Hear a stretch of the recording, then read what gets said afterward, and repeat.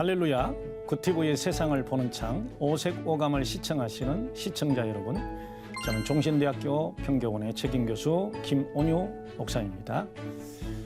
오늘은 영성과 치유에 대해서 한번 말씀을 드리도록 하겠습니다. 영적인 문제에 대해서 우리가 어떻게 해서 영적 싸움을 하는지, 그 영적 싸움의 대상이 누군지, 또 우리가 치유 사역을 할 때 아니면 치유 상담을 할 때 특히 그리스도 안에서 신앙생활 하는 분들이 이러한 영적 싸움을 어떻게 하는지 참 모르고 하는 분들이 많은 것 같아요. 그렇습니다. 질병은 신체적인 문제로 오는 질병도 있고, 관리가 안 돼서 오는 질병도 있고, 그 유전성이 있어서 관리가 잘 안 돼 가지고 오는 질병도 있고, 많은 부분들이 있지만 성경은 더러운 귀신을 쫓아냈다라는 것을 볼 때 귀신으로 인한 질병도 있고 영적인 문제가 있을 수도 있습니다. 이런 그 영적 싸움에서 우리가 어떻게 치유 사역을 하는 것인지 한번 연구해 보도록 하겠습니다. 성경은 거룩하신 성령과 악한 영의 게임을 말하고 있습니다. 창세기 3장 15절에서는 이미 이 영적 싸움의 시작을 말씀하고 있습니다. 여인의 후손이 뱀의 머리를 칠 것이요, 그렇게 말씀을 하고 있고, 그 영적 싸움은 요한계시록에서 마무리되고 있습니다. 그 가운데서 성령을 로마서 8장 14절에서는 하나님의 영, 이렇게 기록이 되어 있습니다. 사도행전 16장 17절에서 9절에 있는 말씀에 보면은 예수의 영이 사도 바울의 가는 길을 인도해 주시는 것을 볼 수 있습니다. 그런데 그 표현을 예수의 영이라고 그랬습니다. 지금 여기는 기록이 안 되어 있지만 로마서 8장 15절에서는 양자의 영이라고 했습니다. 자, 예수의 영, 양자의 영, 성령, 하나님의 영, 이걸 어떻게 해석을 할까요? 간단히 설명하자면 하나님의 영은 로마서 8장 16절에 기록된 것처럼 하나님을 증거하시는 영입니다. 우리 안에서 우리가 하나님의 자녀인 것을 성령께서 증거해 주신다 했을 때 하나님을 증거하는 영, 예수의 영, 성령은 성령이신데 예수님을 증거하시는 영, 그리고 로마서 8장 15절에서는 우리가 하나님의 자녀인 것을 증거하시는 영, 고린도전서 2장 10절에서는 하나님의 깊은 것까지라도 알고 계시는 성령, 그래서 우리에게 알려주시고 가르쳐주시고 인도하시는 그분, 그분이 바로 성령이시라고 이렇게 말하고 있습니다. 그러면 우리는 이미 그리스도 예수 안에 있을 때 성령이 우리 안에 역사하고 계신 것을 알 수 있습니다. 성령이 내주하고 계시는 것을 알 수 있습니다. 그런데 여전히 우리는 갈등을 겪고 있습니다. 그 영적 갈등이 뭡니까? 마태복음 4장 10절에 사탄이라고 표현되어 있습니다. 요한복음 13장 2절에 마귀라고 표현되어 있습니다. 요한계시록 16장 13절에 귀신의 영이라고 되어 있습니다. 그래서 사탄, 마귀, 귀신, 이 두 영적 세력이 우리 안에서 지금 게임을 하고 있다는 사실입니다.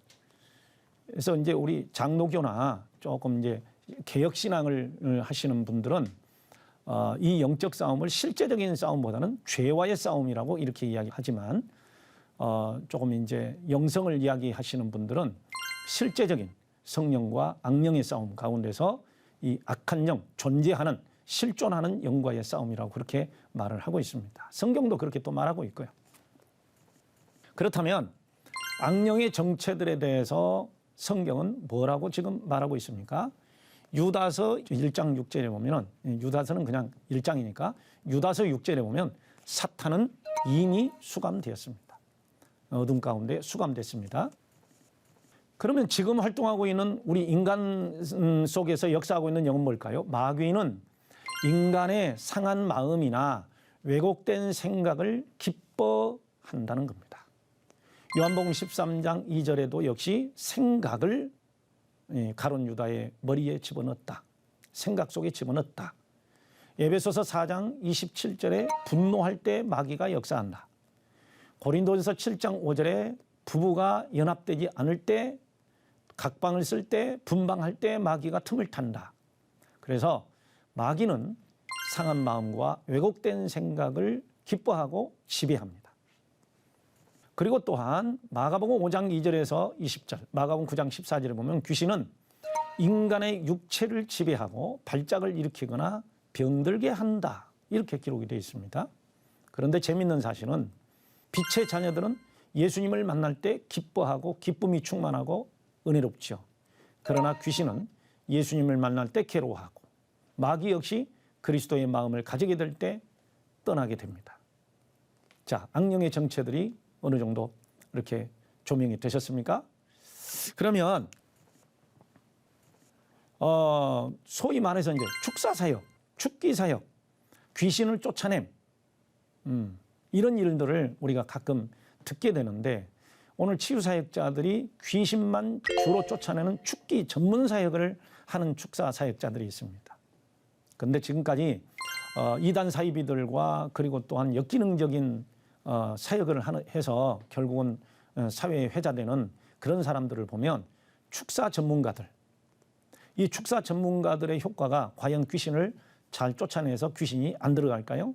예수님께서 귀신을 쫓아내면 귀신이 돌아다니다가 다시 와서 보니 소재 대역근을 7귀신을 데리고 들어온다고 하거든요.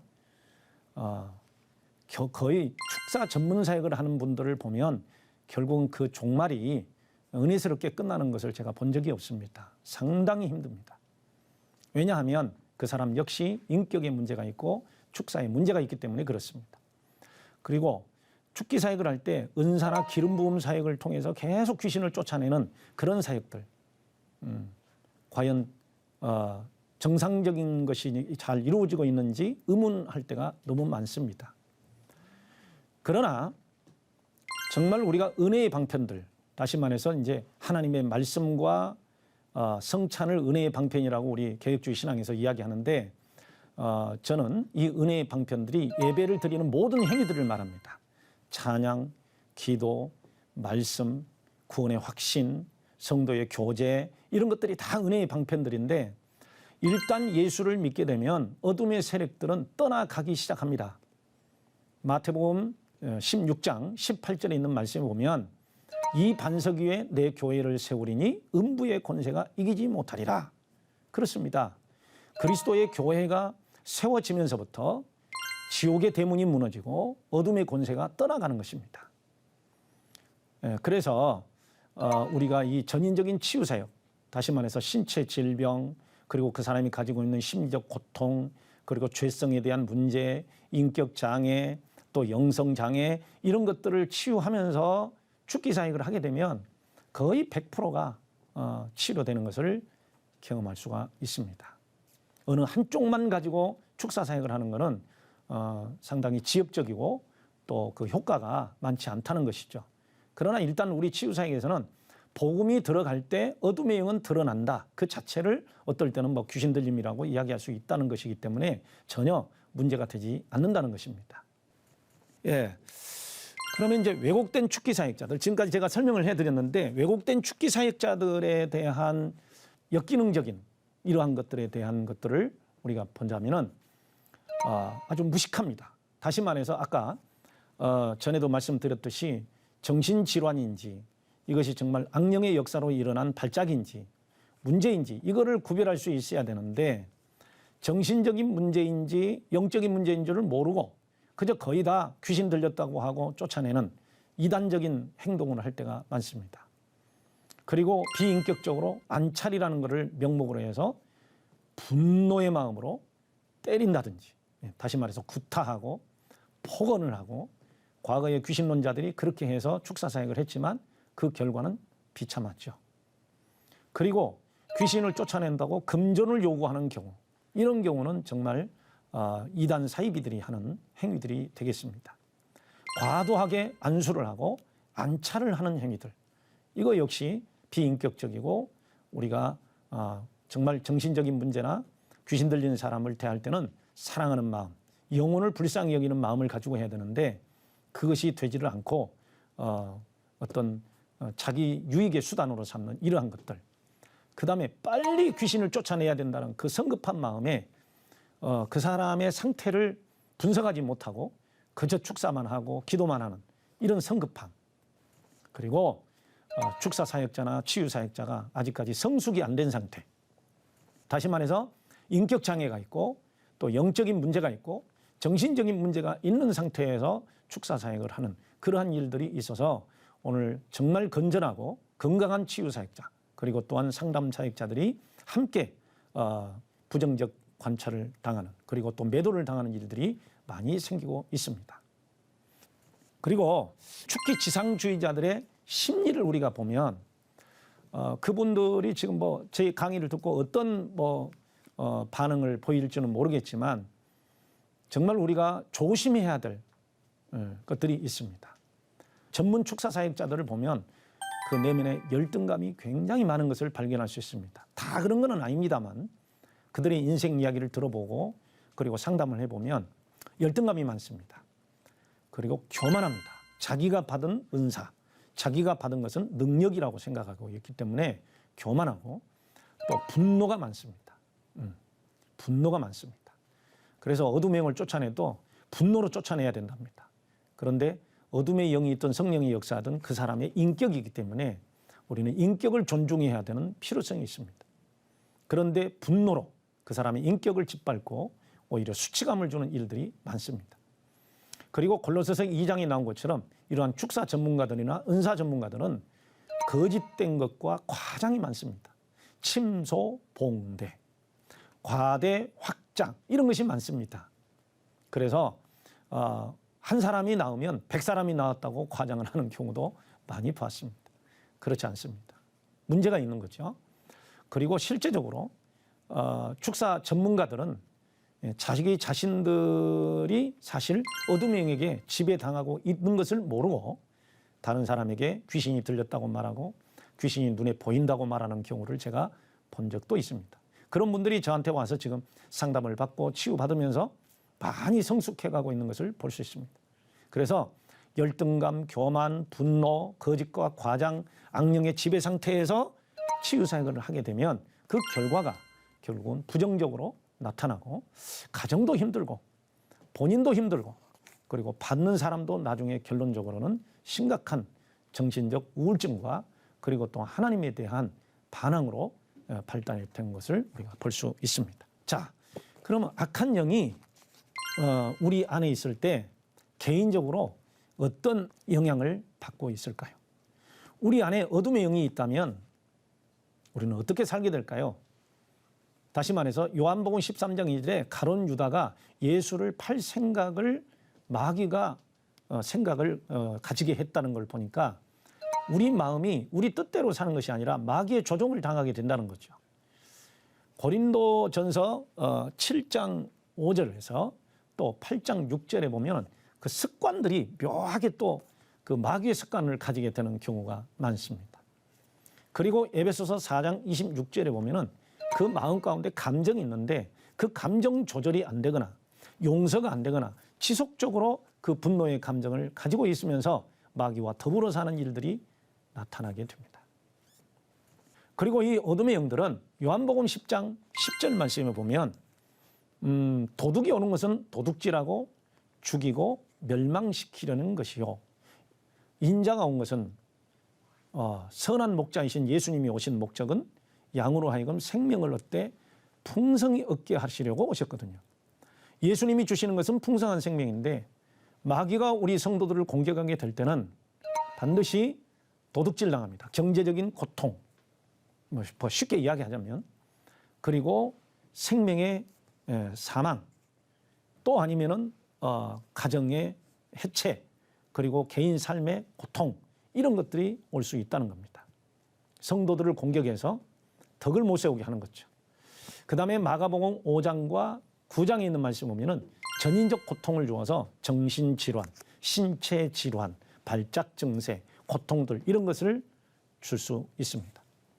그리고 마귀는 항상 그리스도 예수의 십자가를 부인하는 마음을 우리에게 심어서 예수님의 십자가 대속은 우리의 허물과 우리의 죄악을 사하는 대속 사역이기 때문에 그리스도의 십자가 앞에 나가면 그 핏값으로 우리의 죄가 용서되고 우리의 생명이 부활됐다고 하는 그 자유함, 기쁨으로 살게 되는데 항상 이 율법을 마음에 심게 두어서 그 율법으로 살지 않으면 지옥 간다.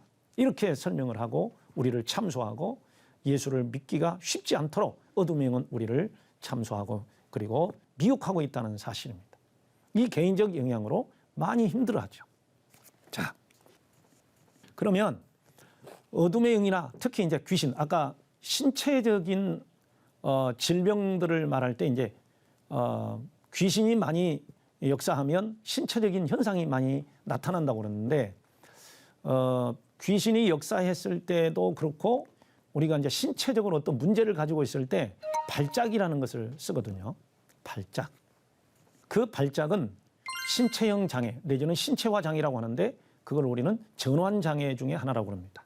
전환 장애는 스트레스를 많이 받고 어떤 분노가 많이 올라오고 고통스러울 때 신체가 마비되는 현상이 있습니다. 굳어버리는 현상이 있습니다. 실어증에 걸려서 말이 안 나올 때가 있습니다. 이럴 때 우리는 전환이라는 단어를 씁니다. 심리적 스트레스가 몸의 마비를 가져온다. 아니면 발작을 가져온다. 이럴 때 전환장애라는 말을 씁니다. 그 다음에 아까도 설명을 드렸지만 해리장애가 올 수 있습니다. 해리성 다중인격, 그래서 해리성 정체감장애, 그 다음에 이인증, 아니면 또 해리성 기억상실 이런 것들이 와서 발작을 하게 되면 다른 사람들을 해하기도 하고 자신을 학대하기도 하고 그리고 또한 여러 가지 기억들이 그 고통에서 상실을 가져와서 너무 힘들게 하는 이런 일이 나타날 수 있습니다. 그리고 또한 뇌전증이라는 게 있습니다. 뇌전증은 뇌의 전기계통이 전자계통이 잘못돼서 발작이 일어나는데 이것을 우리는 진성간질 이렇게 설명을 하죠. 그래서 뇌의 전기 회로가 잘못돼서 발작이 일어나게 되면 깨어났을 때 자기가 왜 그렇게 있는지를 모르고 잊어버립니다. 이러한 뇌전증들 이런 것들도 역시 발작으로 들어갈 수 있습니다. 마지막으로 발작이 일어날 때 귀신 들려서 발작이 일어날 수도 있어요. 저는 그렇게 설명을 합니다. 그동안에 상주해 있던 어둠의 영이 귀신이 복음을 접하게 될 때 예수님이 나타나게 될 때 사역자가 나타날 때 그런 얘기를 하죠. 하나님의 아들 예수여 왜 우리를 괴롭히시나이까. 성경은 말합니다. 이미 예수님께서 그들을 나가라고 했기 때문에 그들은 너무 괴로워서 몸을 발작시킵니다. 그래서 몸이 힘들었고 그리고 마가복음 9장에 보면은 물과 불을 보면은 죽이려고 했습니다. 그리고 예수님을 만나게 될 때 거품을 흘리고 경련이 일어나게 되죠. 이러한 것들을 발작이라고 우리가 이야기를 하는데 귀신 들림 현상은 발작 현상을 동반할 수도 있습니다. 또 여러분들이 이야기하면 공황장애라는 말을 들어보셨죠? 이 공황장애라는 것도 사실은 극한 공포증이 몰려와서 발작이 일어나는 것입니다. 그거를 우리는 공황발작 이렇게 이야기를 합니다. 이 공황발작을 우리는 이제 패닉 어택이라는 말을 쓰거든요. 공황장애라는 것은 패닉 디스오더지만 공황발작은 패닉 어택이라는 말을 씁니다. 다시 말해서 공격당한다. 그런 말이 있습니다. 심장이 공격당하고 가슴이 공격당하고 신경이 공격을 당해서 발작이 일어나는 것을 공황발작이라고 합니다. 그렇다면 귀신 들림도 역시 악한 영의 공격으로 인해서 발작을 하는 것입니다. 이 발작을 보고 사람들은 귀신 들렸다 아니면 정신병 걸렸다 이렇게 이야기를 하는데 오늘 성경에서는 발작이 일어날 때 귀신 들림이 있을 수도 있다 이렇게 설명을 하고 있는 것입니다. 정신병, 뇌와 신경계 요인이 중시되고 유전, 심리적 사안도 고려된다. 정신병은 유전될 수 있어요. 프로테인이 한 1.5%에서 2%가 된다고 합니다. 귀신 들림은 영적인 빙의 상태로 영적 요인이 중시된다. 이렇게 된 거죠. 그 다음에 정신병은 극단적인 사고, 감정, 행동, 적대감, 민들이 사회적 표준에서 이탈되었다. 사회적인 표준에서 이탈되었다. 그래서 이거를 이상 행동, 이상 심리 이렇게 이야기를 하는 거죠. 근데 귀신 들리면 뭐냐? 현실과 접촉이 아주 박약한 극단적인 사고, 감정, 행동이 나타나지만 개인적 사회적 그리고 종교적 적대감이 나타난다. 네, 막 예수를 막 부인한다든지 사역자를 보고 막 뭐 무슨 신비적인 이야기를 한다든지 성경을 막 들이대면서 한다든지 이런 것들이 종교적 적대감으로 나타납니다. 다르죠? 예. 그다음에 정신병하고 귀신 들림이 좀 비슷한 면이 있는데 망상, 환각, 정서적 둔감, 괴상한 행동 등이 나타나고 행동에 대한 자각이 없다. 이렇게 되어 있고요. 귀신 들림은 환상, 환청, 환시, 상대방에게 적대적이고 비슷합니다. 근데 인간 관계성이 붕괴되어 있고 가장 중요한 것은 밑에 초인적인 힘이 나타난다 이렇게 될 수도 있겠지만 나타날 수 있습니다. 성경 보면 군대 귀신 들리는 자는 막 쇠사슬도 끊어버렸잖아요. 이런 것처럼 초인적인 힘이 나타날 수 있습니다. 정신병, 자기인식, 환경인식이 부족하고 시간, 장소, 사람에 대한 인식이 다 비정상입니다. 그런데 귀신 들린 사람 보면은 자기 인식이 뚜렷합니다. 그리고 환경 인식이 정상이고 때로는 보통 사람들보다 더 정확하게 자기를 표출시킬 수 있습니다. 자, 어떻게 좀 구별이 되셨습니까? 그다음에 이제 마지막으로 그러면 정신병은 자신의 증오와 행동에 대한 이해가 없습니다. 왜냐하면 자신을 모르니까요.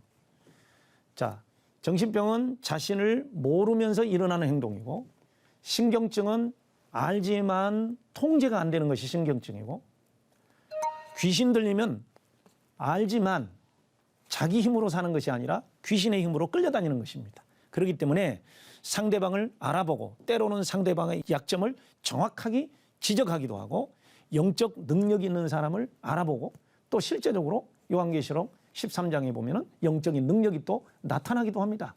예언하기도 하고 어떨 때는 막 그 사람을 알아보는 소위 말하는 투시도 하고 막 그래요. 자, 정신병은 어떻게 치료합니까? 예, 약물 치료, 입원 치료, 상담 치료 이렇게 해서 가죠.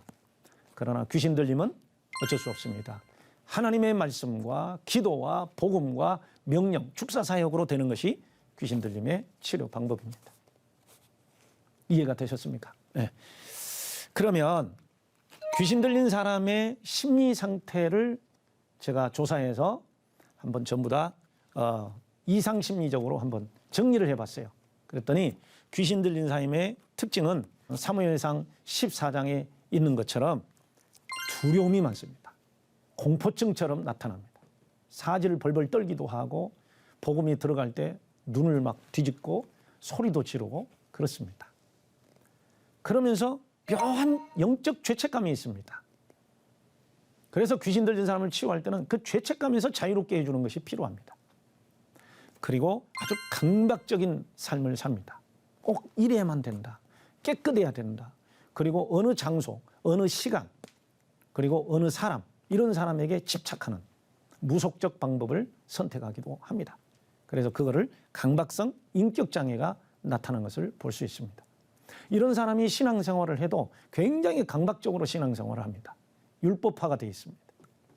그리고 이런 사람은 항상 신경증적 반응으로 심한 우울에 시달리기도 하고 아니면은 막 심한 조증이 나타나서 자기가 모든 걸 할 수 있다라고 막 말하는 망상에 시달리기도 하고 과대망상 그리고 관계망상 이런 것들이 나타난 것을 볼 수가 있습니다.